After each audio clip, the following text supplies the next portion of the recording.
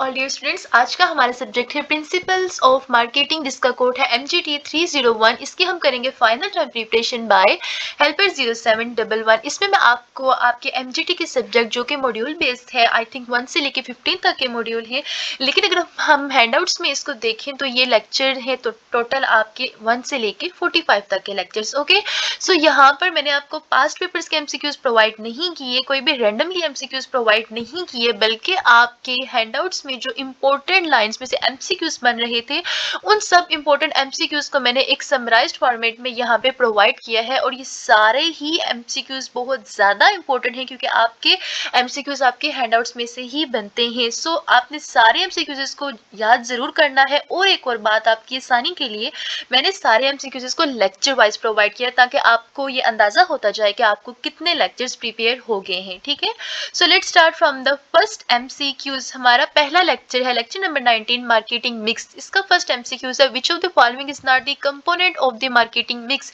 इनमें से कौन सा मार्केटिंग मिक्स का कंपोनेंट नहीं है? सो प्रोडक्ट भी है, प्राइस भी है, पीपल नहीं है, प्रमोशन। सो पीपल इसका करेक्ट आंसर नहीं है। मार्केटिंग सेगमेंट के टोटल 4 पीस होते हैं, याद रखना, प्रोडक्ट, प्राइस, प्रमोशन और चौथा होता है प्लेस। ठीक है, चौथा क्या होता है? प्लेस। ठीक है, ये आपने याद रखना है, ये 4 पीस बहुत ज्यादा इंपॉर्टेंट है। सो यहाँ पर इनमें से जो इंक्लूड नहीं है वो है पीपल। नेक्स्ट MCQ है हमारे पास, which element of the marketing mix is responsible for determining how much product should cost. ठीक है, इनमें से कौन सा मार्केटिंग मिक्स रिस्पॉन्सिबल होता है इस बात के कि किस प्रोडक्ट की कितनी कॉस्ट होनी चाहिए? तो डेफिनेटली ये किससे बिलोंग करेगा? ये तो प्राइस से ही बिलोंग करेगा। So correct answer here is price. उसके बाद है, which of the following strategies is used when a company differentiate it's product from competitors in a crowded market. जब एक हजूम वाली मार्केट में एक कंपनी अपने कंपटीटर्स के निस्बत अपनी प्रोडक्ट को डिटरमाइन कर रही होती है, तो ये क्या हमारे पास कहलाती है? डेफिनेशन है ये डिफरेंशिएशन की। ठीक है, नेक्स्ट है हमारे पास लेक्चर नंबर 20 में से important MCQs, what is the core product in the marketing concept. Marketing concept के अंदर कोर प्रोडक्ट कौन सा होता है? तो इसका करेक्ट आंसर है the basic benefit provided by the product. ठीक है, कोर प्रोडक्ट मीन्स सबसे ज्यादा इंपॉर्टेंट। सबसे ज्यादा इंपॉर्टेंट तो आप यही देखोगे ना कि हमारा जो प्रोडक्ट है वो क्या बेनिफिट प्रोवाइड करेगा कस्टमर्स को। नेक्स्ट है, what type of product strategy is used when a company add new items in an exciting product line. जब कोई भी कंपनी किसी भी एक्साइटिंग प्रोडक्ट लाइन में एक नया प्रोडक्ट ऐड करती है तो यह क्या कहलाता है? Product line extension. ठीक है, प्रोडक्ट लाइन एक्सटेंशन। सो ये एक्साइटिंग से एक्सटेंशन ये मिलते जुलते वर्ड्स हैं, तो आप इसको इजी वे में याद रख सकते हो। उसके बाद विच of the following is an example of unsold product. Unsold product कौन से होते हैं? ऐसे प्रोडक्ट जिनको आपने सोचा नहीं होता कि हम इस प्रोडक्ट को खरीदेंगे, लेकिन रैंडमली आपको किसी भी ऐसी सिचुएशन में आपको उस प्रोडक्ट की जरूरत पड़ गई है खरीदने की और आपने उसको सडनली खरीद लिया है, तो वो प्रोडक्ट क्या कहलाता है? Unsold product. यानी कि हमें अचानक से जरूरत पड़ी है, हमने इसके बारे में सोचा नहीं तो हमने इस प्रोडक्ट को खरीद लिया, तो इस तरह के प्रोडक्ट कहलाते हैं हमारे अनसोल्ड प्रोडक्ट। सो यहाँ पर toothpaste, laptop, soft drink definitely नहीं होंगे, लेकिन इंश्योरेंस पॉलिसी अनसोल्ड प्रोडक्ट होते हैं। ओके, उसके बाद न्यू प्रोडक्ट डेवलपमेंट प्रोसेस। किसी भी नए प्रोडक्ट के डेवलपमेंट प्रोसेस से रिलेटेड हम आज लेक्चर नंबर 21 के MCQs देखेंगे। ठीक है, which of the following is not a stage in a new product development process. किसी भी इनमें से कौन सी स्टेज जो है वो न्यू प्रोडक्ट डेवलपमेंट प्रोसेस में इंक्लूड नहीं है? तो उसका करेक्ट आंसर होगा मार्केट सेगमेंटेशन। इसके अलावा idea generation, business analysis, test marketing, ये सारे ही डेफिनेटली इंक्लूड होंगे। उसके बाद what is the primary purpose of test marketing. Test marketing का सबसे प्राइमरी पर्पस क्या है? तो टू डिटरमाइन पोटेंशियल डिमांड। ठीक है, डिटरमाइन करते हैं potential demand full scale launch से पहले। ठीक है, उसके बाद in which stage of the product life cycle की कौन सी स्टेज पे does a company experience rapid sales growth and increasing competition. Company जो है वो रैपिड सेल्स ग्रोथ देखती है और कंपटीशन को बढ़ता हुआ देखती है, तो वो स्टेज कहलाती है ग्रोथ स्टेज डेफिनेटली। उसके बाद है हमारे पास lecture number 21, which of the following is not a stage in the new product development process. इनमें से कौन सी नई डेवलप प्रोडक्ट में से नहीं है include? So again correct answer हमारा है मार्केट सेगमेंटेशन। नेक्स्ट है, what is the primary purpose of test marketing. I think यहाँ पर ये मैंने कुछ रिपीटेड MCQs प्रोवाइड कर दिए। So let's move on the lecture number 22। ठीक है, लेक्चर नंबर 22 है हमारा product life cycle and stages and strategies. Which of the following is not a stage of product life cycle? Product की life cycle के stage में इनमें से कौन सा नहीं है? तो वो है एक्सपेंशन, ठीक है। बाकी इंट्रोडक्शन, ग्रोथ एंड डिक्लाइन तीनों ही इंक्लूड है। अगर कुछ इंक्लूड नहीं है तो वो है एक्सपेंशन, किस चीज में? प्रोडक्ट की लाइफ साइकिल में। नेक्स्ट है, in which stage of the product life cycle do competitors, product की लाइफ साइकिल में कंपीटिटर्स क्या देखते हैं? Enter the market and profit starts to rise, तो ये कौन सी? डेफिनेटली ग्रोथ ही स्टेज होगी। उसके बाद what is the primary focus of marketing strategies, marketing strategies का प्राइमरी फोकस क्या है in the maturity stage and the product of the life of the life cycle, ठीक है। सो मैच्योरिटी स्टेज के ऊपर मार्केटिंग स्ट्रेटजीज का प्राइमरी फोकस कहलाता है मार्केट पेंट्रेशन एंड डिफरेंटिएशन, ठीक है। नेक्स्ट है हमारे पास लेक्चर नंबर 23 से इंपोर्टेंट एमसीक्यूज लेक्चर है जी, की terms product, first P of the marketing mix, ठीक है। What does the core product represent in the marketing, तो यहाँ पर हमें मालूम ही है द फंडामेंटल नीड और बेनिफिट आर बीइंग एड्रेस, ठीक है। फंडामेंटल नीड्स और बेनिफिट आपने देखने होते हैं, ये प्राइमरी पर्पस होता है। Which of the following best describe N augmented product, augmented product की कौन सी लाइन यहाँ पर हम लोग देखेंगे? वो है additional services and benefits provided along with the product, यानी कि प्रोडक्ट के साथ आपको बेनिफिट्स भी प्रोवाइड किए जा रहे हैं और एडिशनल सर्विसेज भी दी जा रही हैं, तो ये वाले प्रोडक्ट क्या कहलाएंगे? Augmented product. नेक्स्ट है which of the following is an example of unsold product, so यहाँ पर लाइफ इंश्योरेंस का याद रखना हमारे पास अनसोल्ड प्रोडक्ट कहलाता है। बाकी luxury card, smartphone, sport shoes, ये सारे तो हम लोग सोच समझ के खरीदते हैं ना, लेकिन लाइफ इंश्योरेंस अनसोल्ड प्रोडक्ट में ही आएगी। नेक्स्ट हमारे पास एमसीक्यूज है the second P of the marketing mix, अभी हमने फर्स्ट से रिलेटेड 23 लेक्चर में पढ़ा था, 24 में सेकंड पी से रिलेटेड है। Which of the following statement about price is true, इनमें से कौन सी स्टेटमेंट प्राइस से रिलेटेड ट्रू है? सो यहाँ पर अगर आप ए को देखें, price is the only element in the marketing mix that generate revenue, ठीक है। प्राइस सिर्फ वो वाहिद एलिमेंट है मार्केटिंग मिक्स के अंदर जो कि जनरेट करता है रेवेन्यू। तो यहाँ पर आपको ये भी एमसीक्यूज बन के आ सकता है कि dash is the only element in the marketing mix that generate revenue, so price याद रखना, ठीक है। उसके बाद what is price skimming, price skimming में क्या होता है जी? बी इसका करेक्ट आंसर है, setting a high initial price and lowering it over time, ठीक है। प्राइस स्कीमिंग मतलब कि आप स्टार्टिंग में बहुत हाई प्राइस दे देते हो लेकिन आहिस्ता आहिस्ता उसकी प्राइस लो होती जाती है, ठीक है। उसके बाद है which of the following is not a common pricing mistake made by companies, ठीक है। विच ऑफ द फॉलोइंग, इनमें से कौन सी कॉमन प्राइस मिस्टेक जो कि कंपनीज करती हैं, वो है हमारे पास correct answer aligning price with customer value perception, ठीक है। नेक्स्ट एमसीक्यूज है हमारे पास लेक्चर नंबर 25 में से general pricing approaches, which pricing approach is based on determining how much customers are willing to pay for a product, कौन सी हमारी अप्रोच ये देख रही होती है कि कस्टमर किसी प्रोडक्ट के लिए कितना पे करने के लिए रेडी है। तो इस सिचुएशन में हमारे पास करेक्ट आंसर होती है वैल्यू बेस्ड प्राइसिंग, ठीक है। कि आपका जो प्रोडक्ट है उसकी डेफिनेटली कस्टमर वैल्यू देखेगा तो उसी के मुताबिक ही पे करेगा ना। उसके बाद विच of the following best defines penetration pricing, so penetration pricing की बेस्ट हमारे पास एग्जांपल होगी sitting a low initial price and gain market share quickly, ठीक है। आप स्टार्टिंग में ही लो प्राइस को कर रहे हो, रेंजेबल प्राइस दे रहे हो, तो डेफिनेटली आप मार्केट शेयर क्विकली हासिल करोगे, तो ये क्या होगी हमारे पास? Penetration pricing. What is the primary goal of psychological pricing? Psychological pricing का primary goal हमारे पास क्या होता है? So must remember this, creating a perception of value in consumers mind, ठीक है। आपने अपने प्रोडक्ट के माइंड के अंदर, अपने कस्टमर्स के माइंड के अंदर प्रोडक्ट की एक अच्छी इमेज क्रिएट करनी है। उसके बाद है price adjustment strategy from lecture number 26, which of the following is not a price adjustment strategy, so यहाँ पर हमारे पास करेक्ट आंसर होगा ऑप्शन सी, ठीक है। मार्केट पेनिट्रेशन प्राइसिंग ये इसमें इंक्लूड नहीं है, अगर इंक्लूड है तो प्राइस एडजस्टमेंट स्ट्रेटजी में क्या है? डिस्काउंट और allowance pricing, market segment pricing और साइकोलॉजिकल प्राइसिंग, और इंक्लूड क्या नहीं है? याद रखना मार्केट पेनिट्रेशन प्राइसिंग किसमें इंक्लूड नहीं है? प्राइस एडजस्टमेंट स्ट्रेटजीज के अंदर। नेक्स्ट एमसीक्यूज है हमारे पास what type of discount is given to customer for paying their bills early, किस तरह का डिस्काउंट कस्टमर्स को दिया जाता है कि वो अपने बिल को जल्दी पे करें, तो वो होता है cash discount. Which Which pricing strategy considers psychological factors in pricing decisions? Pricing decisions के वक्त psychological factors कौन सी strategy consider कर रही होती है? तो वो होती है definitely psychological pricing.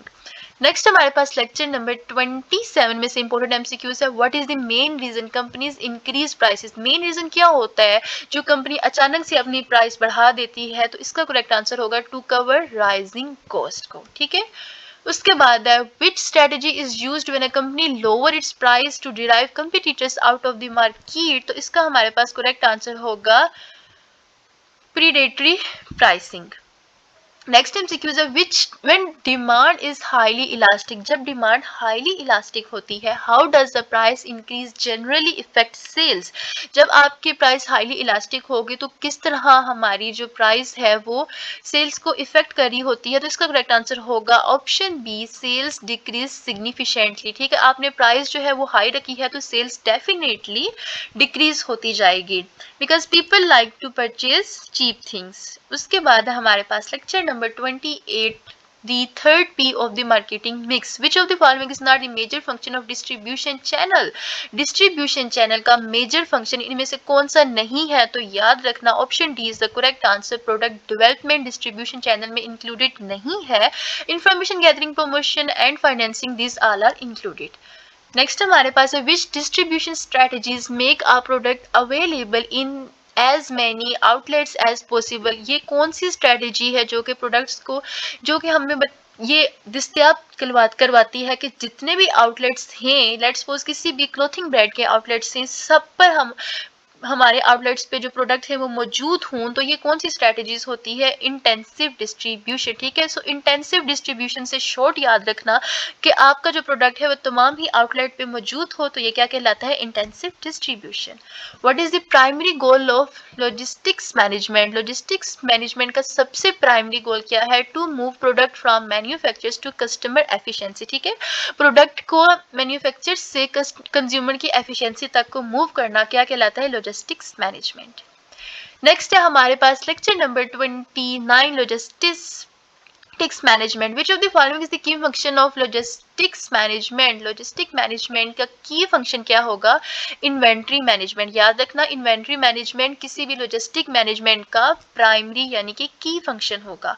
उसके बाद what is the pull strategy in logistics? Logistics के अंदर पुल स्ट्रेटजी क्या होती है? किसी भी लॉजिस्टिक के अंदर पुल स्ट्रेटजी कहलाती है the company builds demand and retailers request the product. ठीक है, कंपनी जो है वो डिमांड बढ़ाती है और रिटेलर करते हैं प्रोडक्ट की डिमांड. ये क्या कहलाता है हमारे पास? Logistics pull strategy. Which logistic approach focus on reducing inefficiencies in supply chains? कौन सी logistic approach इस बात पे फोकस रखती है कि हमने supply chains के अंदर inefficiencies को reduce करना है? तो वो कहलाती है just in time logistics. ठीक है, उसके बाद है lecture number 30, retailing and wholesaling. Retailing and wholesaling से रिलेटेड हम पढ़ेंगे. Retailing refers to the process of, retailing किस प्रोसेस से रेफर करती है? Selling goods and services directly to the consumers. यानी कि आप जो गुड्स और सर्विसेज है डायरेक्टली कंज्यूमर्स को सेल कर रहे हो तो क्या कहलाती है हमारे पास? ये retailing. Which of the following is not the major type of retail store? Retail store की कौन सी इनमें से टाइप नहीं है? तो वो है वेयर हाउस. ठीक है, सॉरी होलसेलर्स. ठीक है, होलसेलर्स जो है वो रिटेल स्टोर की एग्जांपल्स नहीं है. बाकी डिपार्टमेंट, सुपरमार्केट, कन्वीनियंस स्टोर ये सारे रिटेल स्टोर में इंक्लूडेड है. अगर कुछ इंक्लूडेड नहीं है तो वो क्या है? होलसेलर्स. नेक्स्ट एमसीक्यूज है what is the key function of wholesalers in the supply chain? Supply chain में की फंक्शन क्या होता है होलसेलर्स का? Buying product in bulk and distributing them to retailers. ठीक है, बल्क से आपने प्रोडक्ट को परचेज करना और डिस्ट्रीब्यूट इसको कर देना रिटेलर से. नेक्स्ट है हमारे पास lecture number 31, key terms place third P of the marketing mix. Which of the following best describe distribution channel? इनमें से कौन सा डिस्ट्रीब्यूशन चैनल को बेस्ट डिस्क्राइब करेगा? The process of making product available to consumer. What is the primary function of intermediates in distribution channel? So इनका primary function क्या होगा? To help move product from product producers to consumers. Next है हमारे पास which distribution strategy involve करती है selling through a limited number of retailers. ठीक है, लिमिटेड नंबर ऑफ रिटेलर्स किस में हमारे पास होते हैं, सिलेक्टिव। देखो यहाँ पर हम लोग कंसेप्ट बेस भी इसको इजीली क्रैम्प कर सकते हैं कि सिलेक्टिव डिस्ट्रीब्यूशन में ही डेफिनेटली लिमिटेड नंबर इंक्लूडेड होंगे। उसके अलावा लेट मी नो कि मैंने जो आपको MCQs क्रैम्प करने वाली वीडियो प्रोवाइड की है इस चैनल पे, आप में से किस किस ने वॉच की हुई है। उसके बाद लेक्चर नंबर 32 पे है promotion, the fourth P of marketing mix. Marketing mix का फोर्थ पी क्या है, what does IMC।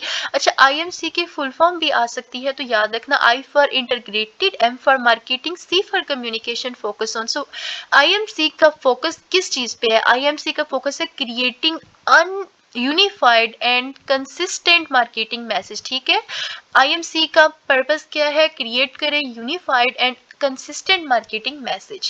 Which of the following is not the part of promotion mixing। इनमें से कौन सा promotion mixing का part नहीं है, so distribution जो है वो include नहीं है। बाकी advertising, public relations, sales promotion ये सारे included हैं। What is the main purpose of direct marketing। direct marketing का main purpose क्या है, to sell directly to consumers without intermediaries। Next हमारे पास लेक्चर नंबर 33 है। इन 16 मिनट्स हमने 32 तक लेक्चर्स को कवर कर लिया है और नेक्स्ट हमारे पास 33 से इंपोर्टेड MCQs है। Which of the following is a paid non personal communication. वो कौन सी है जो कि पेड है लेकिन नॉन पर्सनल कम्युनिकेशन है, प्रोडक्ट या सर्विसेज से रिलेटेड, तो वो है एडवर्टाइजिंग। ठीक है, यानी कि आप पेड करते हो, एडवर्टाइज जब भी आप करते हो तो पेड करते हो ना, लेकिन वो नॉन पर्सनल कम्युनिकेशन होती है। मतलब कि आप पर्सनली खुद आके नहीं बता रहे होते हो, आप किसी फेमस सेलिब्रिटीज के थ्रू अपनी प्रमोशन करवाओगे, तो अपने प्रोडक्ट की एडवर्टाइजमेंट करवाओगे, तो ये क्या कहलाती है, एडवर्टाइजिंग। नेक्स्ट हमारे पास है which type of advertising focus on persuading consumers to switch brands. ठीक है, परस्यू करते हैं आप कंज्यूमर्स के वो स्विच ब्रांड की तरफ फोकस करें तो कहलाता है persuasive advertising. Which media type offers the broadest rich of advertisement, तो इसका करेक्ट आंसर है टेलीविजन। ठीक है, पर नाउअडेज हमारे पास टेलीविजन तो नहीं है, सोशल मीडिया है, लेकिन याद रखना यहाँ पर टेलीविजन है अकॉर्डिंग टू आपके हैंडआउट्स। ठीक है, लेकिन अगर आपके पास सोशल मीडिया हुआ तो डेफिनेटली आप सोशल मीडिया ही करेक्ट करोगे। नेक्स्ट है हमारे पास lecture number 34 sales promotion. Which of the following not a sales promotion tool. इनमें से कौन सा सेल प्रमोशन टूल नहीं है, तो वो है प्रेस रिलीज। ठीक है, प्रेस रिलीज किसी भी सेल प्रमोशन टूल में इंक्लूडेड नहीं है, लेकिन coupons, discounts and contents all are included in promotion tool। उसके बाद which sales promotion technique encourage करती है कस्टमर्स को to make repeat purchase। ठीक है, इनमें से कौन सी टेक्निक आपके कस्टमर्स को encourage कर रही होती है कि दोबारा repeat again and again purchasing करें, तो कहलाती है लॉयल्टी प्रोग्राम्स। ठीक है, कि आप अपने प्रोग्राम अपने प्रोडक्ट से रिलेटेड लॉयल हो, आप जो है वो अच्छे ईमानदारी से प्रोडक्ट की डिमांड को इंक्रीज करो। नेक्स्ट है which of the following best defines trade promotion. Trade promotion को क्या बेस्ट डिस्क्राइब करेगा, promotion target at retailers and wholesalers. ठीक है, ऐसी प्रमोशन जिसका टारगेट होता है रिटेलर्स और होलसेलर्स से रिलेटेड, तो वो कहलाती है ट्रेड प्रमोशन। नेक्स्ट है हमारे पास लेक्चर नंबर 35 में से personal selling. What is the main advantages of personal selling over advertising. Personal selling over advertising का मेन एडवांटेजेस क्या है, सो must remember this, it allows direct interaction with customers. ठीक है, क्या कि main personal selling over advertising का main हमारे पास advantages होगा कि ये हमें अलाउ करती है कस्टमर्स के साथ डायरेक्ट इंटरेक्शन।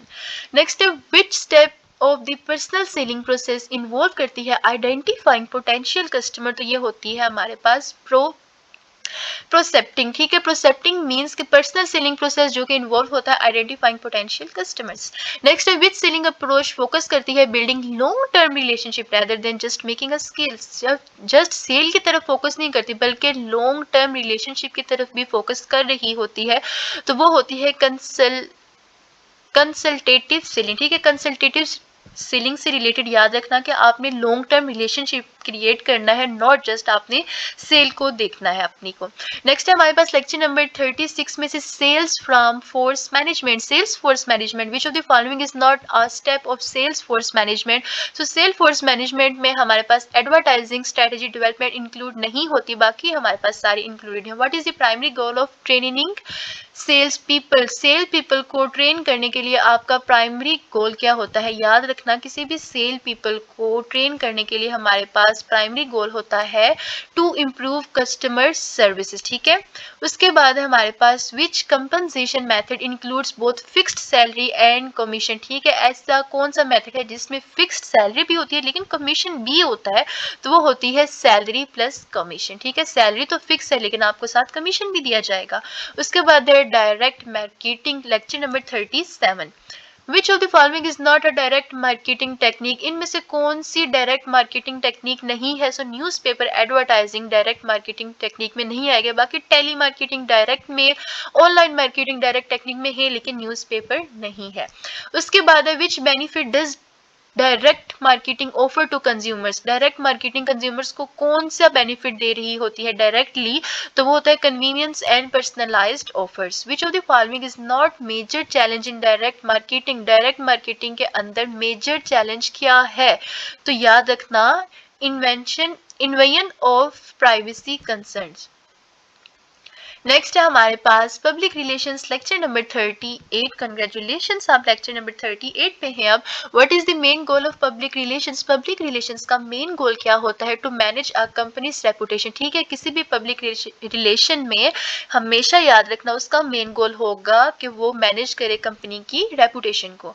उसके बाद विच of the following is an example of public relation tool, public relation tool में यहाँ पर हमारे पास करेक्ट आंसर होगा purpose press releases. Which public relation activity involves building a positive company image, ठीक है। इनमें से कौन सी पब्लिक रिलेशन एक्टिविटी है जो कि इन्वॉल्व करती है पॉजिटिव कंपनी इमेज? तो याद रखना इसका करेक्ट आंसर होगा हमारे पास क्राइसिस मैनेजमेंट, ठीक है। Crisis management means public relation activity involves building a positive company image. Next है हमारे पास लेक्चर नंबर 39 की terms promotion, fourth P of marketing mix, fourth P of marketing mix से related हम लोग पढ़ रहे हैं। विच of the following is not a part of promotion mix, तो प्रमोशन में हमारे पास मार्केट सेगमेंटेशन इंक्लूडेड नहीं है, चाहे किसी भी किस्म की प्रमोशन हो उसमें मार्केट सेगमेंटेशन अलाउ नहीं होती है। उसके बाद what is the primary purpose of advertising, advertising का प्राइमरी पर्पस क्या होता है? तो इसका प्राइमरी पर्पस हमारे पास होता है option C, to create brands awareness and promote product, ठीक है।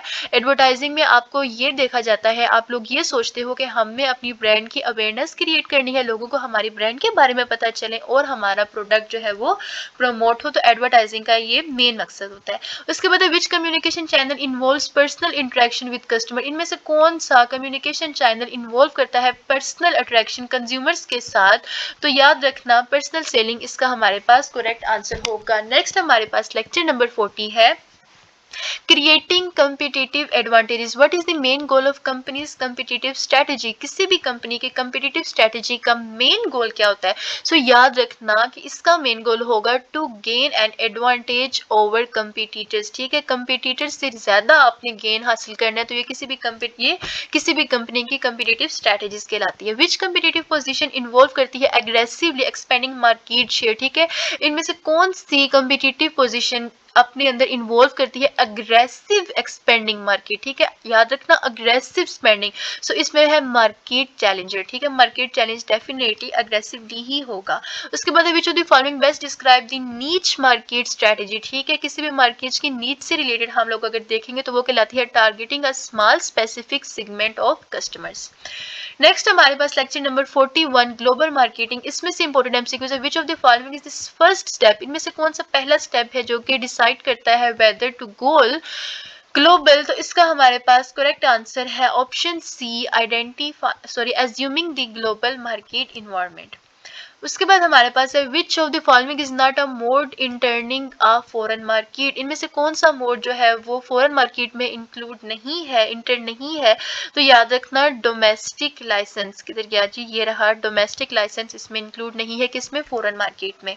What is the key difference between standardization and adaptation in a global market, किसी भी ग्लोबल मार्केट के अंदर स्टैंडर्डाइजेशन और अडेप्टेशन जो है मार्केट डिफरेंस है, स्टैंडर्डाइजेशन और अडेप्टेशन ग्लोबल मार्केटिंग का क्या फर्क है? तो याद रखना, ग्लोबल मार्केट के अंदर स्टैंडर्डाइजेशन और अडेप्टेशन का मतलब है स्टैंडर्डाइजेशन मेंटेन करती है same marketing strategy across market, जबकि अडेप्टेशन जो है वो मॉडिफाई कर रही होती है फिट लोकल परफॉर्मेंस। तो याद रखना, standardization means same marketing strategy across market और अडेप्टेशन मींस ये मॉडिफाई कर रही होती है फिट लोकल परफॉर्मेंस को।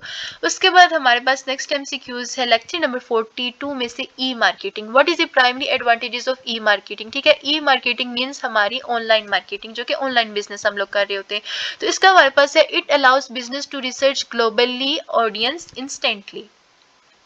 नेक्स्ट है what is the following not a key component of E marketing? इनमें से कौन सा हमारे पास ई मार्केटिंग के कंपोनेंट में इंक्लूड नहीं है? तो वो है traditional billboard advertising. Traditional billboard advertising E marketing में डेफिनेटली इंक्लूड नहीं होगा, क्योंकि ई मार्केटिंग तो हमारी सोशल मीडिया से बिलोंग कर रही है ना, हमारे इंटरनेट से बिलोंग कर रही है। तो हम लोग ट्रेडिशनल बिलबोर्ड का इस्तेमाल क्यों करेंगे इसमें? ये डेफिनेटली इंक्लूड नहीं होगा। बाकी search engine, email, social media, ये सारे ही ई मार्केटिंग में इंक्लूड है। Which term refers to the strategy of using online platform? इनमें से कौन सी स्ट्रेटेजी जो कि इस्तेमाल करती है online platforms to directly engage customers? तो यह है इंटरेक्टिव मार्केटिंग। ठीक है, इंटरेक्टिव मार्केटिंग एक ऐसी स्ट्रेटेजी है जो कि online platforms to directly engage होती है कस्टमर्स के साथ। नेक्स्ट है हमारे पास lecture number 43 marketing and society. Which of the following is the key concern in ethical marketing? किसी भी एथिकल मार्केटिंग का की कंसर्न क्या होता है? तो याद रखना, protecting consumer rights and avoid करना मिसलीडिंग एडवर्टाइजमेंट्स को। What is the purpose of societal marketing concept? Societal marketing concepts का पर्पस क्या होता है कि वो बैलेंस करें कंपनी के प्रॉफिट को, कंज्यूमर्स की नीड को और सोसाइटी वेल बीइंग को। ठीक है, ये सारे काम किसके होते हैं? सोसाइटल मार्केटिंग कॉन्सेप्ट के। उसके बाद विच of the following is not an example of corporate social responsibility? ठीक है, इनमें से कौन सा कॉर्पोरेट सोशल रिस्पॉन्सिबिलिटी, अच्छा CSR की फुल फॉर्म भी आ सकती है, तो याद रखना C for corporate, S for social और R फॉर रिस्पॉन्सिबिलिटी। तो इसमें इंक्लूड क्या नहीं है? तो यहाँ पर हमारा करेक्ट आंसर होगा answer B, increasing product price without justification. Definitely line पढ़ने में ही हमें रॉन्ग लग रही है। उसके बाद हमारे पास नेक्स्ट लेक्चर है lecture number 44 marketing. What is the primary goal of market segmentation? ये रिवीजन में है, तो याद रखना कि आइडेंटिफाई करना और टारगेट करना specific consumer groups with tailored marketing strategy. Which of the following is not a component of marketing mix? So profit जो है इंक्लूड नहीं है, ये आपको याद ही होगा। प्रोडक्ट, प्राइस, प्लेस और प्रमोशन, ये 4 पीस होते हैं। पहला प्रोडक्ट, दूसरा प्राइस, तीसरा प्लेस, चौथा प्रमोशन, तो प्रॉफिट इसमें इंक्लूड नहीं है। विच मार्केटिंग स्ट्रेटजी इन्वॉल्व करती है selling in an exciting product to a new market? तो याद रखना मार्केट डेवलपमेंट। ठीक है, उसके बाद हमारे पास फाइनल रिवीजन में आ रहा है हमारा lecture number 45 last module. Which factor is not a part of macro environment? अच्छा स्टूडेंट्स, एक मेरी बात याद रखना, एंड में मैं ये बात बता रही हूँ, बतानी मुझे शुरू में चाहिए थी कि अक्सरियत में आप तो स्टूडेंट्स क्या समझ रहे होते हो कि आपका पेपर ट्रू फॉल्स बेस आएगा। ट्रू फॉल्स नहीं आते। हम लोग जो हैंडआउट्स में से स्टडी कर रहे होते हैं ना LMS के लेक्चर्स में से, तो जब हम उसमें प्री असेसमेंट स्कीम्स पे जाते हैं तो वहाँ पे सिर्फ ट्रू फॉल्स वाले MGT 301 के MCQs होते हैं। तो आप लोग समझते हो कि पेपर में भी ऐसा होगा, ऐसा नहीं होता है। पेपर में इसी तरह के MCQs ही आएंगे। मैं कोशिश करूंगी कमेंट्स में स्टूडेंट को एक्सप्लेन कर दूं अगर कुछ स्टूडेंट्स को ना पता हो, otherwise I can say mid term से आपको आई थिंक अंदाजा हो ही गया होगा। उसके बाद which factor is not a part of macro environment? Micro marketing environment में कौन इंक्लूड नहीं है? कंपटीटर्स। ठीक है, कंपटीटर्स हमारी मैक्रो इन्वायरमेंट में इंक्लूड नहीं होते। उसके बाद पॉलिटिकल, टेक्नोलॉजिकल और इकोनॉमिक फैक्टर्स, ये तीनों ही इंक्लूड होते हैं। लास्ट है हमारे पास what is the first step in the marketing research process? Marketing research process के अंदर फर्स्ट स्टेप क्या होता है? डिफाइन करना प्रॉब्लम को और रिसर्च ऑब्जेक्टिव्स को। Which of the following best defines brand quality?